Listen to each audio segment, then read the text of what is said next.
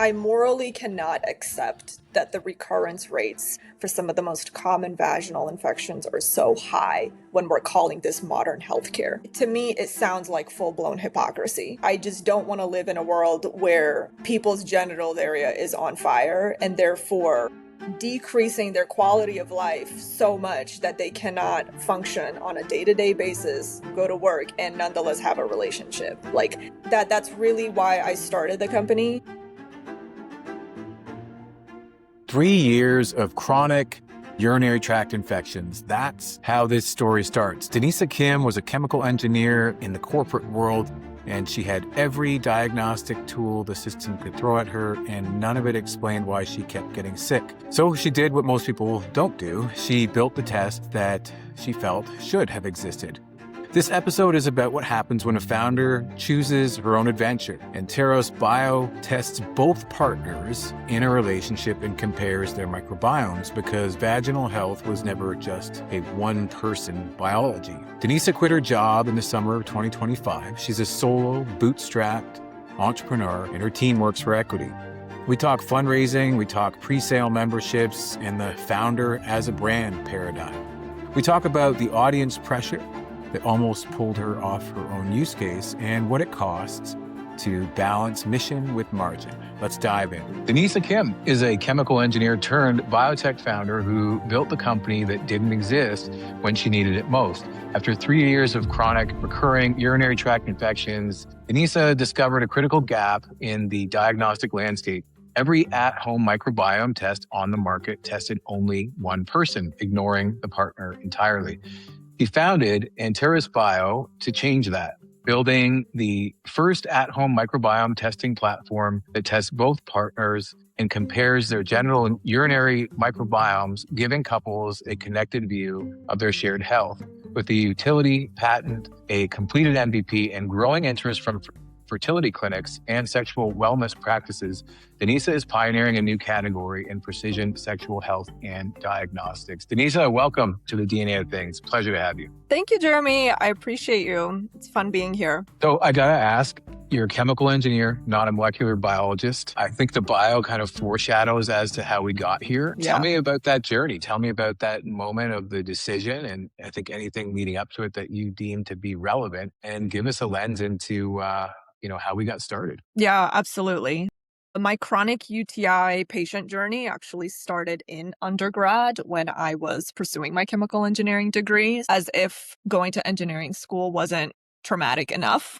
I was struggling with all of these health issues. I don't think that my initial thought, looking back as like a young adult, was that I was going to start a company in the sexual or reproductive health space and nonetheless speak to strangers about my vaginal problems, especially on stage when I had to pitch. That wasn't necessarily on the vision board, but my own frustrations, I think, with our current healthcare system and the type of care that I was receiving or not kind of led me down the path of starting Anteros. And so how long after the moment, so it was 3 years after, I suppose, you noticed the pain point in the market. How long until after that moment that you were able to develop the MVP? Yeah, it was quite a journey. I think originally what I remember the most is after engineering school, I think I left and I was really bitter and resentful that I graduated with this fancy chemical engineering degree and I didn't know anything about my vaginal health. So that ultimately caused me to do some of my own self-education. So I started reading a ton of literature on the microbiome and really just trying to find answers for myself because I was so young and naive at the time. I didn't realize other people were struggling with chronic UTIs, nonetheless, like chronic vaginal infections across the board. So I started joining some Facebook support groups. Fun fact, there is a Facebook support group for every infection and disease out there. I didn't know this at the time, but this is actually how I found out other women were struggling with not only UTIs, but recurrent BV yeast infections, particularly after intercourse with their husbands and or their partners. And I think when I started to put two and two together, I became even more alarmed because I was like, wait, this can happen like when you're married with somebody, like for a prolonged period of time. So I really just was like mortified at that point. And that's when I started to really go down the rabbit hole of how do I prevent this from happening again in the future with a new partner? And I just didn't have a good answer for that. So my own like self-education, speaking with people, this is what investors now call customer discovery interviews. I started DMing everybody in the Facebook support groups and I was like, hey, saw your post. What did you do to like overcome your symptoms and your chronic infections? And I was doing that like all day, every day until somebody would pick up the phone and just like meet with me. And I was taking notes on what worked for them, what their journey was, how their partners responded, what solutions they tried, and really just trying to understand what other people were doing for themselves. And that's ultimately how I started Anteros. I think to get to the MVP, it was a really odd sequence of events. Again, this was post graduation. So trying to go back to like young Denisa, people started reaching out to me on LinkedIn, and I connected with an individual that I was a part of in our social entrepreneurship club at the time. And he reached out to me and said, hey, what are you working on these days? He recommended that I apply to some pitch competition like that summer. And the application was due that night. And so I was like, no, like, you don't understand. I don't have a company. Like, this is just an idea. This is just what I've been hearing. And I applied. I didn't know what a pitch deck was. They were asking for like a problem solution statement. So I was just like very new to the entire world of startups and like starting a formal company. A couple weeks passed by and then I heard back from the director of the pitch competition. He said, hey, I read your application. I'm not well versed in this area of like research, but it sounded interesting. So like, tell me more about it. And so I kind of shared with him exactly what I shared with you. And they were like, okay, great. You're in the pitch competition. You're going to have 5 minutes to pitch on stage. You have to put together a pitch deck. And that was basically my intro into startup land. I spent the next 4 months from January to April prepping to go back to Worcester and to my alma mater, pitch Anteros with no team, no funding. Like it was just me and an idea. And I told them that very candidly as well. I was like, no, like this is an idea on paper right now. I don't have a company. And so they partnered me up with a mentor who actually had allowed the previous year's entrepreneurs at the 5-minute pitch competition to win. And then I ended up taking second place that April. And I think the rest was history after that. So what did your 5-minute pitch sound like? The Honestly, best it of your sounded pretty memory. similar to what it is today. Recurrent rates for vaginal infections are absurd. If you were to insert any other disease into the sentence and people said, hey, within the next 3 to 6 months, there's over a 50% possibility that you're going to get this thing again, nobody would be satisfied with that. And so I don't know at what point in time we just allowed this to be the standard that like, oh, your vagina should be on fire after a UTI. And the only solution we have is antibiotics, which, by the way, the patients will tell you that prolonged use of antibiotics, it doesn't also necessarily feel great either. And there may be other adverse negative side effects of that as well. So the pitch really hasn't changed much. The go-to-market hasn't changed that much. What followed over the next, 2 years was finding the right people, I think has probably been the most challenging part. And pitching a company in a somewhat taboo and stigmatized area of healthcare, I would say has also been pretty challenging. So walk me through the process, right? So you're now not just a solo, or you have a team behind you. You've developed an MVP. So what does that MVP look like today? Like think about it from like the customer experience, and because Yeah, it is partner, right? So how does that customer journey unfold? Yeah, the first MVP is actually really funny because now I read stuff on the internet, along the lines of, oh, well, if you weren't embarrassed of your first MVP, you didn't ship soon enough. And looking back, there were literally like swabs in a bubble mailer that we had shipped out to people. And I was like, oh my goodness, if somebody at the post office opens this thing, they're going to be so confused. So that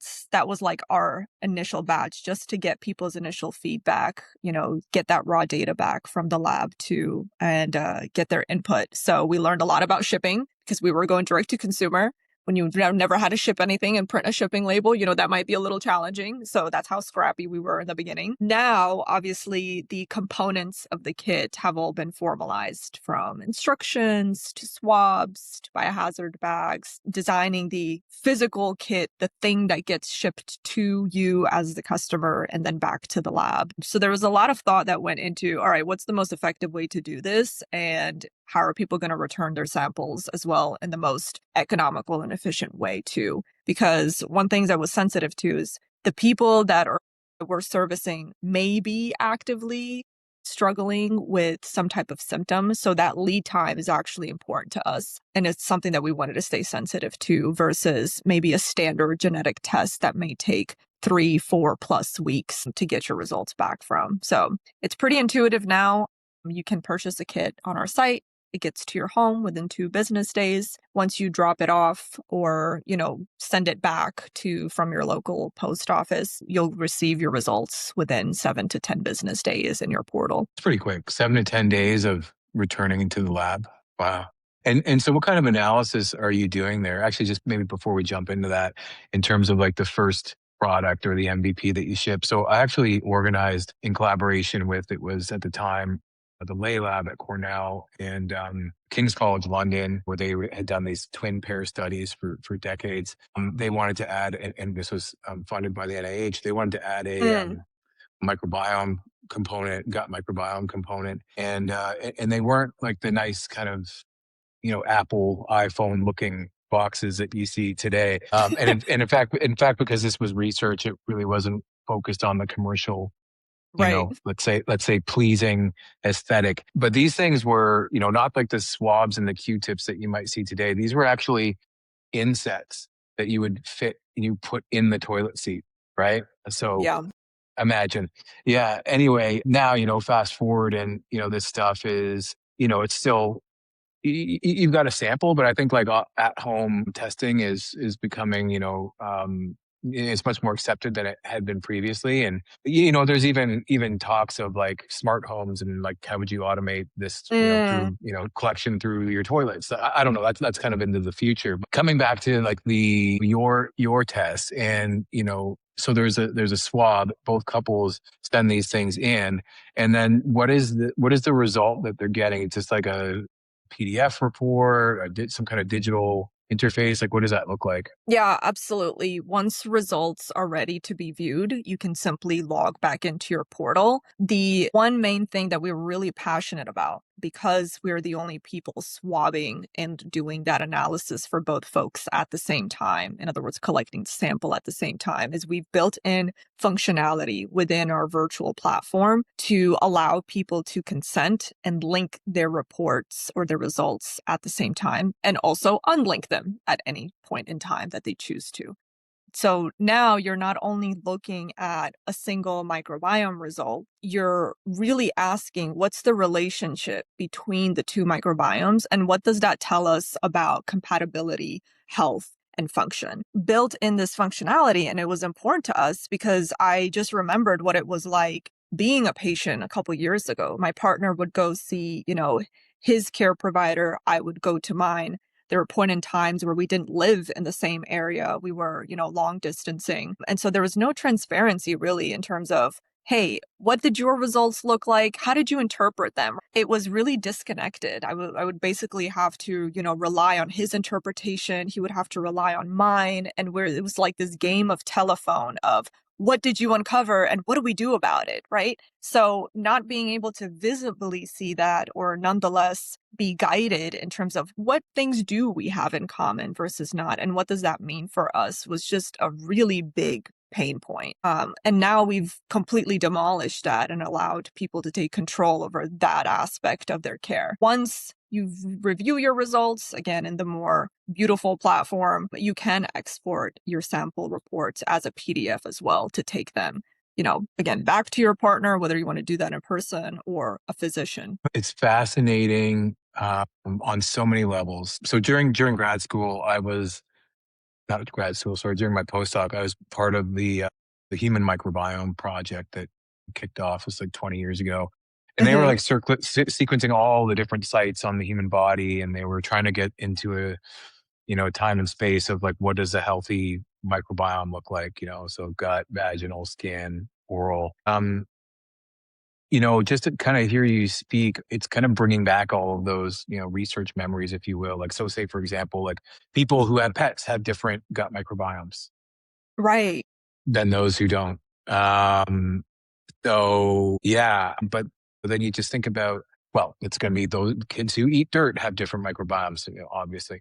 So then, kids who are prescribed antibiotics. Obviously all of these things come into effect.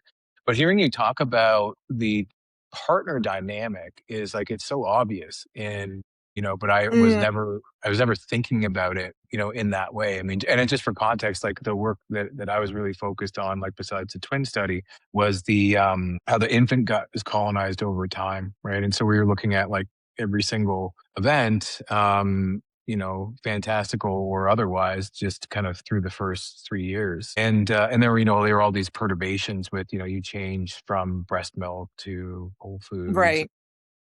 And I know we're only talking about gut microbiome, and the gut is obviously critically important for immune health. Which, by the way, if you've got chronic vaginal infection and you're taking antibiotics, your gut microbiome is actually thrown into dysbiosis because of the antibiotic usage. So I know you already know that, but yeah. So coming back to the partner journey. I mean, I think there's a couple of things there that I'm interested in. And like number one, on the pure science, like, sure, let's talk a little bit about that.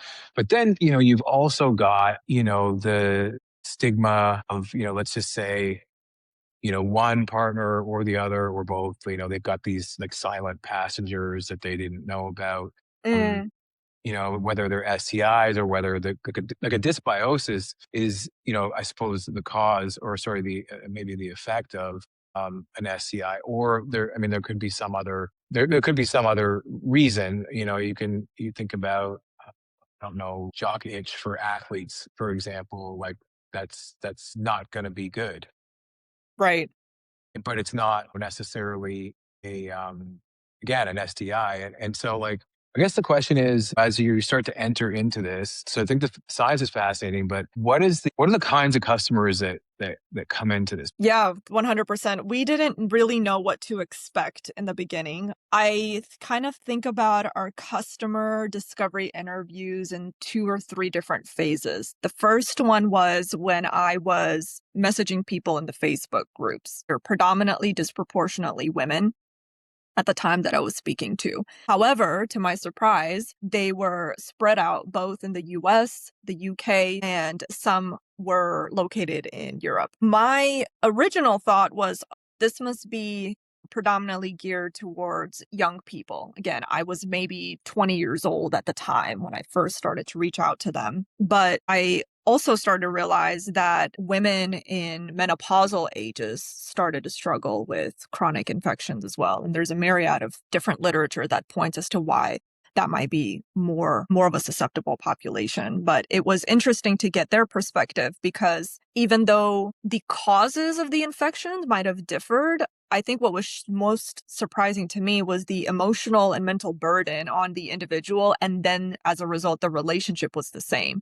Their partners, the ones that weren't actively struggling with the infections, were really distraught, and it was impacting the health of the overall relationship, not to mention their quality of life for both people, because their partners were just sitting on the sidelines with feelings of guilt, confusion, and hurt.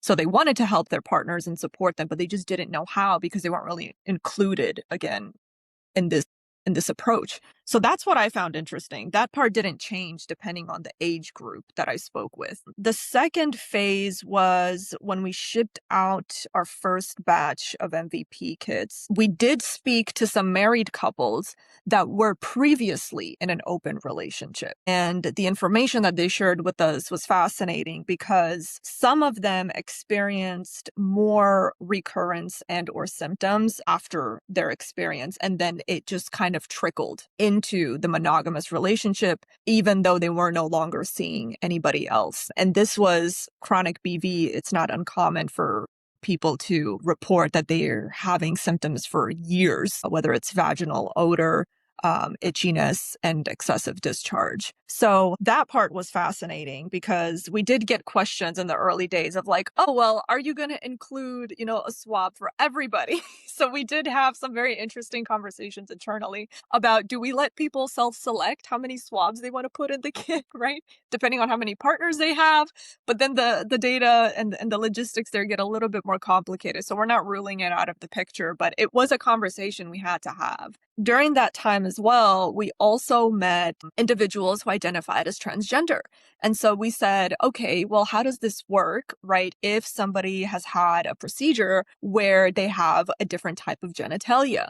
And so we pulled together, some different literature. Again, it was pretty novel and still is pretty novel at this stage to see how their microbiome behaves differently. So yeah, these were all conversations that we had in the early days. I think as we started to progress more towards shipping the physical kit, so post MVP launch, we said, okay, we are most familiar with individuals between probably ages of like 20 to 40. They tend to be more sexually active as well. And we want to focus on folks that are predominantly in monogamous relationships at this moment. So it doesn't mean that we won't expand, but to start or go to market, that was our initial strategy. Yeah, and then when we spoke last time, you mentioned that there was like an interest from fertility clinics. What's that been like? Yeah, so our original strategy, we've always had a direct to consumer go to market plan. And we started to, I was also in the process of looking for more clinical advisors. So I was naturally connecting with some of these physicians naturally, or they had found us, through like referrals or like word of mouth. And so I took away a couple of key things from our conversations. Number one is they have patients with recurrent infections or dysbiosis, similar to the population that we serve. In other words, they may not respond as well to standard antibiotics or probiotics. The second common pattern I saw was they have unexplained like sexual dysfunction or pain. So you can think about erectile dysfunction or vulvodynia, where traditional workups come back normal, but the patient is identifying that this is just not, they're not having a good time while they're having intercourse. Subfertility or like recurrent pregnancy loss is obviously something that they're more used to. So that was, new information for me because we hadn't spoken to people that were actively trying to conceive. So they typically run standard hormonal and structural workups. And then you might see on the male side, sperm testing as well. So they're essentially saying, our current arsenal of tools doesn't account for the microbiome and our patients are suffering because of some gap. And so they're doing standard checks on hormones, ovulation, sperm parameters, structural integrity, and none of that captures whether the vaginal or the penile microbiome is creating this inhospitable environment for conception or sexual health. And so alternatively to that, like the sexual wellness practices that you mentioned earlier, they screen for trauma and hormones and physiological factors, but they're missing the biological substrate that the microbiome represents. And so I think they're reaching out because they want better answers for their patients. So frankly, they want fewer, we don't know why this is happening conversations, because that was also me at my PCP office. Said, I don't know why this is happening. I'm just going to keep referring you to all these specialists. And I did a plethora of different tests and imaging, right? And different analysis. And so another thing, I guess, where their motivation is coming from is they recognize that the microbiome matters, but they don't have the accessible tools in the clinic to meaningfully test this. And I guess the last point I'll just make on this is they're seeing the couples or like this relationship angle as novel and differentiating. So they do want to offer something that maybe other clinics haven't looked at. So clinicians aren't necessarily calling us because they have this microbiome testing problem to solve. They're calling us because they have a patient outcome problem that they suspect the microbiome could help solve. And so we're not selling them a test, we're offering them a tool that fills this gap and this ability to help these people. And so I think that's where a lot of these conversations are starting to pick up. Yeah.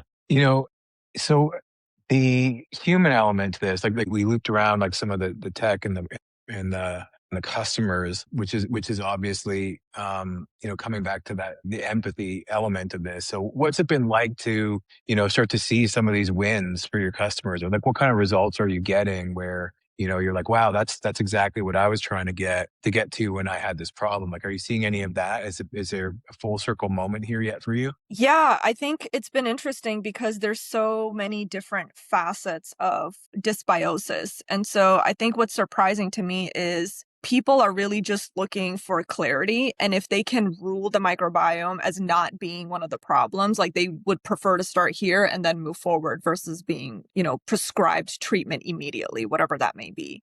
So I thought that was interesting because I was like, oh, wow, people are really just tired of having to enter a clinic and again, get that same reaction of, hey, we understand you're having symptoms, but we don't really understand why. So that piece has been, I think, really validating for the team because we do spend a lot of time putting this literature together to put it in the front of the patient or the physician to make that process easier. The second thing I would say is the comparative analysis piece where people are like, okay, I can clearly see what disruptive microbes we both share. So we might want to start there first, right, before we look at anything else. And then the third thing is, again, if things come back as non-problematic, some people are using this in a very small of the people that we've tested are using this as like a proactive fertility or reproductive health measure, which again wasn't my intention for the company because I wasn't even thinking about children or the reproductive angle. I just had chronic UTIs when I started Anteros. So I think there's a lot of potential there that, to be frank, I don't think we've even scratched the surface or really thought about in a meaningful way. But we're just letting people test the kit, try the kit. We're letting physicians get back to us and share, what they're hearing from their patients as well. So I think we're at the same time learning a lot about the potential use cases for the couple analysis. Amazing. But yeah, it's like build it and they will come. So all these use cases have come out of this that you weren't necessarily thinking about.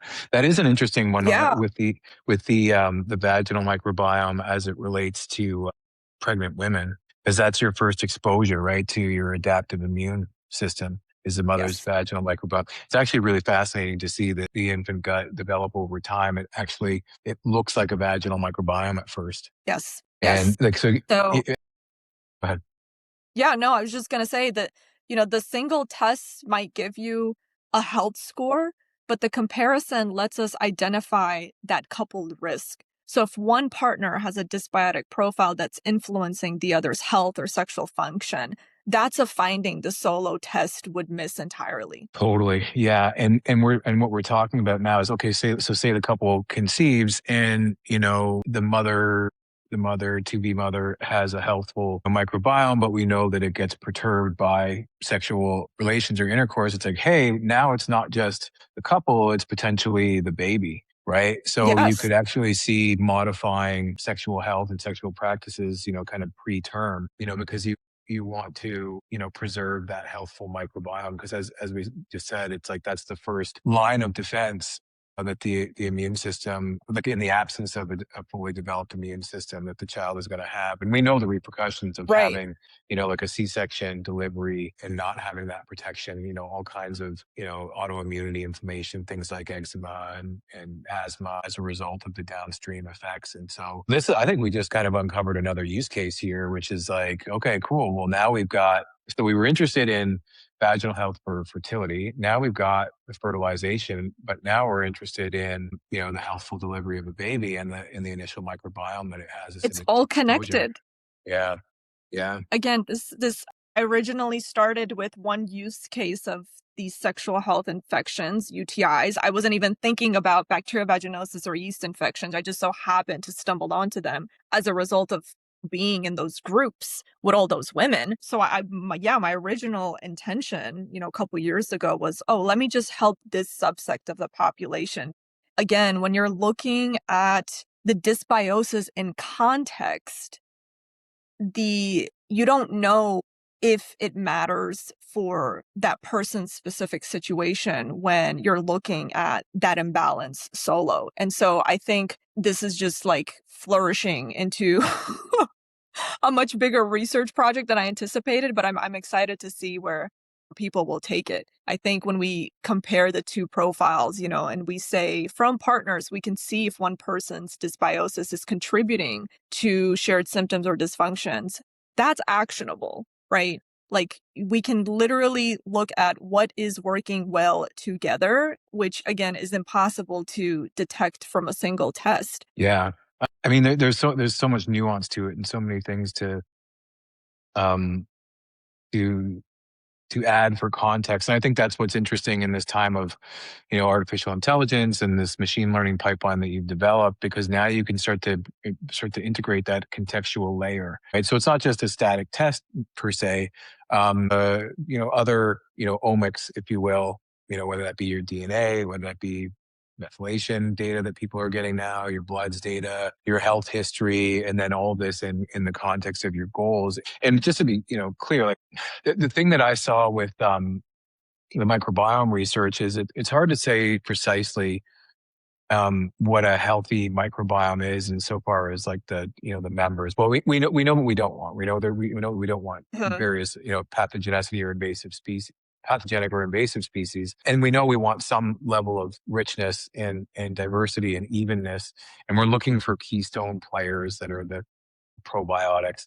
But what those look like in reality is like each person is a community of selves that is unique. But what becomes informative is like how does that change over time? Like so Mm. there's like what does a healthy microbiome look like for me when I'm 20 versus what does a healthy microbiome look like for me when I'm 40, when I'm 60, right? And we shouldn't necessarily be thinking, oh well, the 20-year-old microbiome, because it's youthful and considered healthy, is what you actually want when you're 40, or Mhm. when you start to become premenopausal, for example, because I don't think that that's true. I don't think I mean, we might say in a way that's nostalgic, oh, I wish felt younger. I wish all these things, but the body is a system that is aging in concert. So there's something to be said for, kind of the regular, testing and retesting, like even when you're well, right, to have that, kind of baseline and to see how that shifts over time, especially when you start to move into kind of pre-menopause, menopause, post-menopause,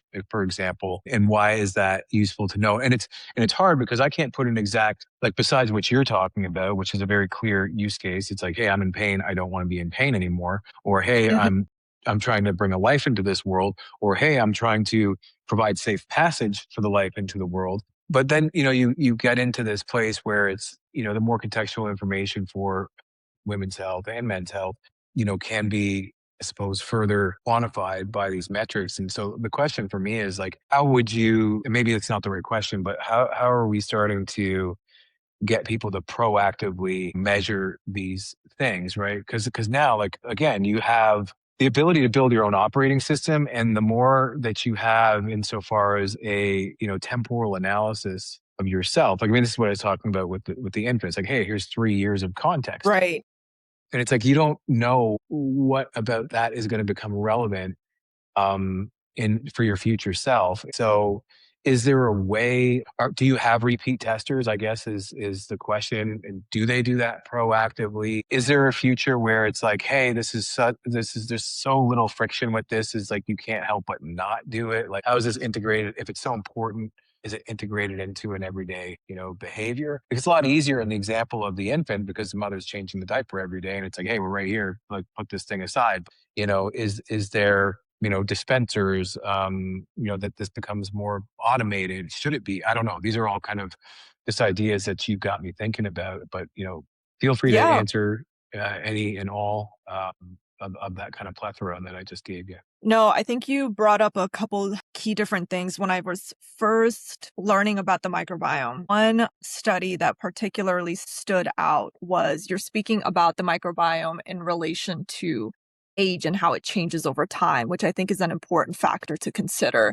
But something that I've been more fascinated with is different ethnicities in this literature study had different ratios or compositions of lactobacillus. And for anybody that's listening, lactobacillus is typically the protective bacterial strain that we look for. But there's a couple of different ones, and some strains of lactobacillus are more protective than others. And when the researchers put the pie charts together of Caucasian women, Asian, Latin, Hispanic women, and then African American women, those compositions changed. And the conclusion was that they pinpointed it to socioeconomic issues. So, like we kind of touched on previously, the gut is also connected to the vaginal microbiome. So, diet, for example, was one of the key factors that they were contributing some of these changes to. And I thought that was really fascinating because I think everybody in this space is looking at this general microbiome profile and they are asking, what does healthy look like? What does healthy mean? And I think that age is definitely, like I said, a variable that we need to consider. But I also keep going back to the different ethnicities of these people and where they're located. Because certain solutions, for example, after I quit my full-time job last summer, I went back to South Korea and I spoke with some researchers there that were developing different types of consumer products, different types of probiotics, but all of their research and their basis for these consumer goods were only assessed and pulled from healthy Korean women. And so I just wonder that if you're making a consumer product and you're only looking at one subsect of the population, how effective that would be for everybody else. So that's just something to chew on. The second thing I think that you brought up was how do we layer on machine learning or AI to really distill this context of all this dysbiosis going on? And I think that's difficult to do when, again, a lot of the research, even that is accessible to us, is only vaginal microbiome data, maybe predominantly from Caucasian. I mean, this is the whole crux of why everybody's upset in the women's health space. It's like a lot of women's health data either doesn't exist, is under researched, or is basically extrapolated from male health data. And that's where this gender health gap is coming from in the world of the femtech startups, right? Like that's their mission. And so that's the issue. It's like, okay, well, sure, we have some vaginal microbiome data, but is the solution for a Caucasian woman in her 40s going to be as effective for the Hispanic American women that grew up entirely different in a different environment, in different circumstances, exposed to different peanut microbiomes too? And so I think it's a lot more complicated when we start to look at what does healthy mean. I don't think that it's going to be a one size fits all solution. And I think that's where a lot of health tech or biotech companies are getting it wrong in general. Yeah, I've had a few guests previously in the femtech space. Might be fun to kind of, I think there's 3 or 4 I can think of. Might be fun to have a kind of panel discussion on the topic. I'll put a pin in that for later. But certainly there is a movement towards more represented data sets. And let's assume that, we're going to get traction in that movement. We're going to get, quorum and momentum. If you imagine this world in the future now where, let's say, every fertility clinic, every gynecologist, every sexual wellness practice has an Anteros in their toolkit, what do you envision changes? I don't even want to say patients. I kind of want to even just consider this like pre-patient, right? Yeah. And maybe that's me foreshadowing what I think your answer might be. Yeah. I mean, the reason I became so passionate about starting Anteros is because I morally cannot accept that the recurrence rates for some of the most common vaginal infections are so high when we're calling this modern healthcare. To me, it sounds like full-blown hypocrisy. I just don't want to live in a world where people's genital area is on fire and therefore decreasing their quality of life so much that they cannot function on a day-to-day basis, go to work, and nonetheless have a relationship. Like that's really why I started the company. So my hopes and dreams is that as we start to adopt more sensitive type of testing and we look at sexual and reproductive health as a whole versus just 50% of the equation, that statistically the recurrence rates will drop. And then if there's an opportunity to really start to make meaningful work in the fertility and reproductive health space, everybody, I think, has heard of the declining birth rates in the country. I don't know if this is a perfect use case for that, but I think that's something that it would be unwise for us not to look into when people have already started to be proactive about their reproductive health. So my hopes is that people will leave these situations with more clarity versus, yeah, we don't really know how to handle the symptoms you've been experiencing over the last couple months or years. I don't think that's an acceptable answer for modern healthcare. There's nothing modern about that. You're raising funding now. Is that where you're at as a company, or are Yes. you bootstrapping, or what is the next step for you? Yes, I've bootstrapped Anteros since day one. So obviously that's come with its own challenges, but we are actively fundraising. I think a lot of founders, when they think about raising, they see all money is green. And to me, that has never been the case. I'm originally from Romania, so the concept of debt was always just very foreign to me. So fundraising did not come naturally. It was something that I wasn't even thinking about for the first couple years. But I think as the company is starting to take shape and we're getting more feedback, that I now understand the use cases for raising in order for us to get from point A to point B. So I've been a lot more receptive and open to it now, under the conditions that we find the right investors that are aligned with where we're trying to. So let's assume that you get this fundraising and you get it done right in the next 12 months. What does Anteros look like, um, in say 24 or 36 months from today? Well, hopefully we have an office somewhere. I like to bring all the team together. I think we have our best discussions when we are all together. So I would love for that to happen, because I think we would move a lot quicker. But for the patients, I think it's just going to be a different use case or a different perspective on how to go through these conditions when you are with somebody versus just saying, hey, you take all this accountability for your end of the stick.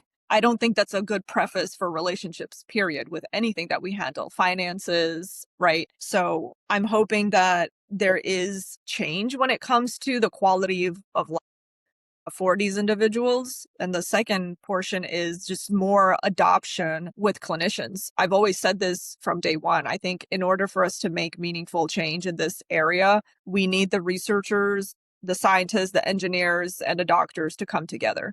I think it's very evident when startups hit the market and they're only looking at it from one lens, because you can tell they're only building solutions from one perspective. So in the next 12 to 24 months, I need all these people to get into a room together, which we have been doing, to actually get all of the perspectives and make sure we don't miss anything. Because at the end of the day, the patient is the one that's left holding the bag and the burden. Well put. I always ask as my final question is like, who should I talk to next, right? So like in the space, who's doing good work that the world needs to, hear about, learn about. Who do you think my next guest should be? Who would you recommend? Man, I think two people come to mind. One of them is more in the femtech space. So she has a menstrual cup company. So our friends over at Sunny Period, they're doing good work in the period care menstrual space. And then our friends over at Tyson are doing great work in the neural wearable device industry too. So there might be some overlap in you guys' discussion there. Amazing. I'll lean on you for an introduction. Denisa, this was amazing. Thank you so much for taking the time. I know what it's like to be a busy founder, and for all the work that you've done, you are doing, and will do. It's an absolute pleasure to have been able to share this time with you in discussion. I thank you. Thank you for having me. I really appreciate it. So what I keep thinking about after this conversation is the cost of someone else's playbook. Denisa was told to skip the pre-seed, to target menopausal women, to raise on better terms next year. And some of that was good advice, and some of it would have pulled her into a company that she didn't want to build.